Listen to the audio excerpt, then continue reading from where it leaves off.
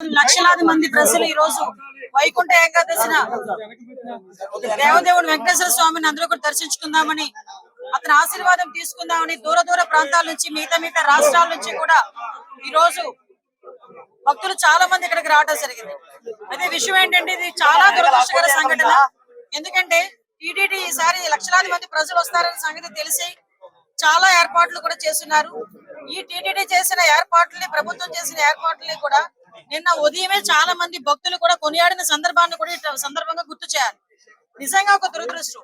ఒక ప్రాణాన్ని కాపాడిపోయిన సందర్భంలో జరిగిన సంఘటన అక్కడ తొక్కిసలాట జరిగింది. దురదృష్టవశాత్తు చోట 5గురు ఒక చోట, ఒకరు ఒక చోట చనిపోవడం జరిగింది. ఓవరాల్ గా 6గురు చనిపోవడం జరిగింది.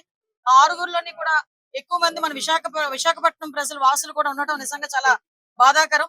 ఈ సంఘటన జరిగిన వెంటనే ఇమీడియట్ గా గౌరవ చంద్రబాబు నాయుడు గారు ముఖ్యమంత్రి వర్యులకి ఈ విషయం తెలియటం, వెంటనే హుటాహుటిని ఇక్కడ ఉన్న ఎస్పీ గారితోని, అదే విధంగా కలెక్టర్ గారితోని కూడా ఏం జరిగింది అని చెప్పి ఆరా తీసి ఇమీడియట్ గా టీటీడీ ఈవో అధికారులు అందరితో కూడా ఒక మీటింగ్ ఏర్పాటు చేసుకొని ఇమీడియట్ గా అక్కడ ఏం జరిగింది అన్న సంగతి కూడా తెలుసుకోవడం జరిగింది. ఇంకా ఫర్దర్ గా జరగకుండా, ఎటువంటి ప్రాణ నష్టం జరగకుండా అక్కడ గాయపడిన ప్రతి ఒక్కరిని కూడా ఆసుపత్రికి తరలించి మెరుగైన వైద్యం అందించే వరకు కూడా మీరు అక్కడే ఉండాలని చెప్పి వాళ్ళందరికీ కూడా ఆదేశాలు ఇవ్వడం జరిగింది. తర్వాత ఎటువంటి ప్రాణ నష్టం కూడా జరగలేదు. ఈ రోజు చాలా మంది గాయపడిన వాళ్ళు కూడా ఇంట్లోకి డిశ్చార్జ్ అయ్యి ఇంట్లోకి వెళ్ళిపోయిన సందర్భం కూడా ఉంది. ఇంకొంతమంది ఇప్పుడు హాస్పిటల్లో కూడా కొంతమంది ఉన్నారు. చనిపోయిన వాళ్ళందరికీ కూడా ప్రాణాన్ని తిరిగి తీసుకురాలేం, కానీ కంపల్సరీగా కుటుంబానికి ఆదుకోవాలని చెప్పి ఇతర రాష్ట్ర ప్రజలకి కూడా ఈ రోజు కాంపెన్సేషన్ అనేది అనౌన్స్ చేయడం జరిగింది. ఎందుకంటే ఎవరైనా భక్తులందరూ కూడా ఇక్కడికి రావడం జరిగింది కాబట్టి ఇక్కడ గవర్నమెంట్ ఈ రోజు బాధ్యత తీసుకుని వాళ్ళందరికీ కూడా కాంపెన్సేషన్ ఇవ్వడమే కాదు, వాళ్ళని ఎంత గౌరవంగా ఇక్కడ నుంచి మళ్ళా ఆ ప్రాంతాలకి పంపించి ఆ దహన సంస్కారాలు జరిగే కార్యక్రమం వరకు కూడా చూసుకోమని ఈ రోజు గవర్నమెంట్ కూడా ఆదేశాలు ఇవ్వడం జరిగింది. ఎవరైతే ఇందాక మీరు అన్నారు కొన్ని సమన్వయ లోపమా, లేకపోతే ఏదైనా పోలీస్ వైఫల్యమా, లేకపోతే అడ్మినిస్ట్రేషన్ వైఫల్యమా, ఏది అన్నది చాలా క్లియర్ గా సీసీ కెమెరాస్ ప్రతి చోట ఉన్నాయి. మీకు తెలుసు, ప్రతి చోట ఉన్న సీసీ కెమెరాలో ఏం జరిగింది అన్నది కూడా మేము అధ్యయనం చేసుకుంటాం. ప్రతి ఒక్కటి కూడా ఎంక్వైరీ జరుగుతుంది. ఇప్పటికే ఒక ప్రాథమిక నివేదిక అన్నది ఎస్పీ గారు, కలెక్టర్ గారు కలిపి ఈ రోజు ముఖ్యమంత్రి గారికి మాకు కూడా అందజేస్తున్నారు. బాధ్యులు ఎవరైనా కూడా బాధ్యతారహితంగా పనిచేస్తే వాళ్ళ మీద ఇట్టి పరిస్థితులను కూడా చర్యలు ఉంటాయి. కంపల్సరీగా ప్రభుత్వపరమైన చర్యలు ఉంటాయి. అందులో కూడా వెనకాడే పరిస్థితి లేదు. ఫర్దర్ గా ఇటువంటి సంఘటనలు జరగకుండా చూసుకునే బాధ్యత కూడా తీసుకుంటాం. ఎప్పుడు లేని విధంగా ఎప్పుడు ప్రతిసారి వస్తూనే ఉంటారు లక్షలాది మంది ప్రజలు. ఇంకొంచెం ఇంకా చాలా ఎక్కువ మంది వచ్చారు. దానికి తగ్గట్టుగానే ఈ రోజు అన్ని ఏర్పాట్లు కూడా చేసుకున్నాం.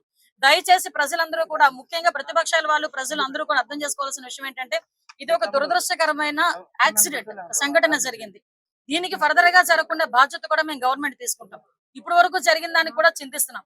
దానికి కూడా బాధ్యత వహిస్తూనే ఈ రోజు ఆ కుటుంబాన్ని అందరికీ కూడా ఎక్స్గ్రేషియా ప్రకటించి ఆ కుటుంబానికి మేము అండగా, అంటే మళ్ళీ చెప్తున్న, పోయిన ప్రాణాన్ని ఎవరు తిరిగి తీసుకురాలేరు, కానీ కుటుంబానికి అండగా ఉండే బాధ్యత కూడా గవర్నమెంట్ తీసుకుంటుంది. ప్రతి ఒక్కరు కూడా అర్థం చేసుకోవాల్సిందిగా, భక్తులందరూ కూడా సమన్వయం చేసుకోవాల్సిందిగా అందరినీ కూడా కోరుకుంటున్నా. లక్షలాది మంది ప్రజలు వస్తారు, అందరూ వైకుంఠ ఏకాదశిని దర్శనం చేసుకుందాం అనుకుంటారు. టీటీడీ కూడా ప్రకటించింది 9 రోజులు కూడా ఉత్తర ద్వార దర్శనం ఇస్తామని చెప్పి టీటీడీ కూడా ప్రకటించడం జరిగింది. ఆ నేపథ్యంలోనే ప్రజలందరికీ కూడా టోకెన్లు ఇవ్వాలని ఒక మంచి ఉద్దేశంతో పనిచేసిన దురదృష్టకర సంఘటన ఇది, యాక్సిడెంట్ ఇది.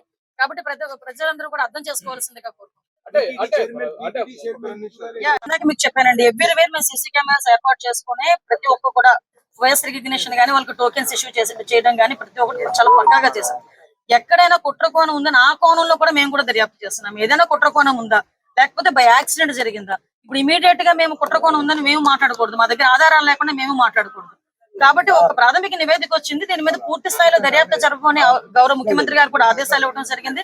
దీని మీద మనం అబ్జర్వ్ చేసుకుంటే తిరుపతి అంశం అనేసరికి చాలా సెన్సిటివ్ అంశం. కాబట్టి దేశంలో ఉన్న ప్రధానమంత్రుల నుంచి ప్రతి ఒక్కరు కూడా ఈ రోజు మిగతా రాష్ట్ర ముఖ్యమంత్రులు కూడా స్పందించారు. కాబట్టి చాలా సెన్సిటివ్ ఇష్యూ, కాబట్టి ఏది పడితే అది మాట్లాడకూడదు. మా చేతులకి పూర్తి నివేదిక వచ్చిన తర్వాత డెఫినెట్ గా బాధ్యులు ఎవరైతే ఉన్నారో వాళ్ళందరి మీద చర్యలు తీసుకుని పడితే అందులో వెనుకడే ప్రసక్తి లేదు. భక్తులు శ్రేయసే ముఖ్యంగా మేము పనిచేస్తున్నాం.